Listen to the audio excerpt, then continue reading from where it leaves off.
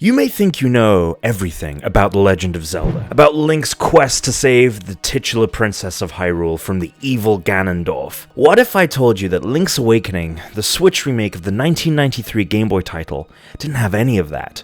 No Hyrule, no Ganondorf, no Zelda? It's one of the strangest yet most beloved titles in the series and completely abandoned so many aspects of what makes a Zelda game a Zelda game. But how did this come about? Here's everything you need to know about Link's Awakening.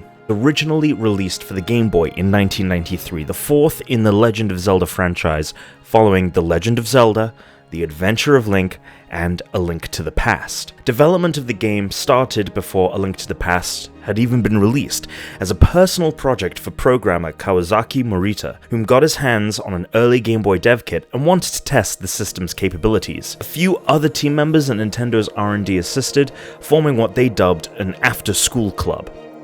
Game director Takashi Tezuka wanted to take this demo and work it into a full-fledged game, initially planned as a port of A Link to the Past, but it quickly evolved into a unique title. Due to the work from the After School Club, where they had simply been messing around with the development, the game featured elements of Mario titles such as Goombas and Chain Chomps.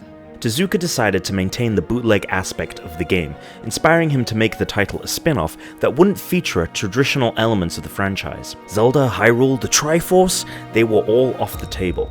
It was game writer Kensuke Tanabe that pitched Kolohint Island, with a massive egg on top of a mountain, an element that was originally pitched for A Link to the Past. Tezuka wanted the game to feel like the TV show Twin Peaks, with suspicious characters that lived in a small town. As the story developed, Tezuka felt as if they were almost parodying Zelda, rather than making an actual game in the series. Despite this feeling, series director Eiji Aonuma believed this to be the first game in the series with an actual plot, and that if it hadn't been made after A Link to the Past, the next release, Ocarina of Time, would have been a very different game.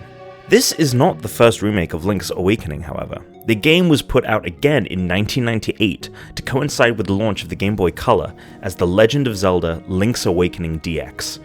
A new dungeon, as well as Game Boy printer compatibility, were added to the game. Both the original and DX versions of the game were critically acclaimed, considered among the best titles for the Game Boy platform. Whilst there is a loose, and I use the term loose loosely, timeline and narrative to the Legend of Zelda franchise, Link's Awakening is a direct sequel to A Link to the Past, itself serving as a prequel to the first two games, The Legend of Zelda and Link's Adventure. Confused yet? Well, it's about to get a whole lot more confusing. In the lore of this series, there are three golden goddesses: Din, the goddess of power and creator of the earth; Naru, the goddess of wisdom, whom brought about order; and Farour, the goddess of courage that filled the world with life. After bringing about existence, they left behind the Triforce, an object that gave its wielder their powers, and it was entrusted to the goddess Hylia. To cut a long story short, the titular Zelda is the mortal reincarnation of Hylia, and Link is the hero that must protect Hyrule. They are a part of a cycle of reincarnation that includes a counterbalance, an evil that will always return and threaten the safety of the world. It has taken different forms, but most famously it has appeared as Ganon, and as humanoid form, Ganondorf. There are 4 titles, all released after A Link to the Past, that take place before the game in the Hylian timeline: Skyward Sword, The Minish Cap, 4 Swords, and Ocarina of Time. Ocarina of Time is the most crucial game in all of Zelda lore, because it is the game that splits the timelines into 3. 2 of the 3 timelines take place in a Hyrule where Link defeated Ganondorf. The final timeline is the one where Link lost, and Ganondorf claimed the Triforce for himself. Unstoppable, it was up to the 7 sages, each representatives of a different race of Hyrule, to save the world. They locked him away in the Sacred Realm, a mirror world to their own. He, however, used his new powers bestowed to him by the Triforce to dominate it and turn it into the Dark Realm. This is where A Link to the Past picked up.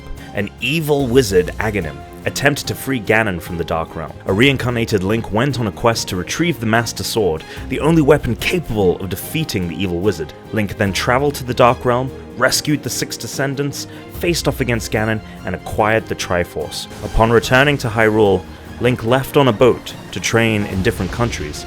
in order to become stronger when the evil inevitably returned. It is here that the story of Link's Awakening begins.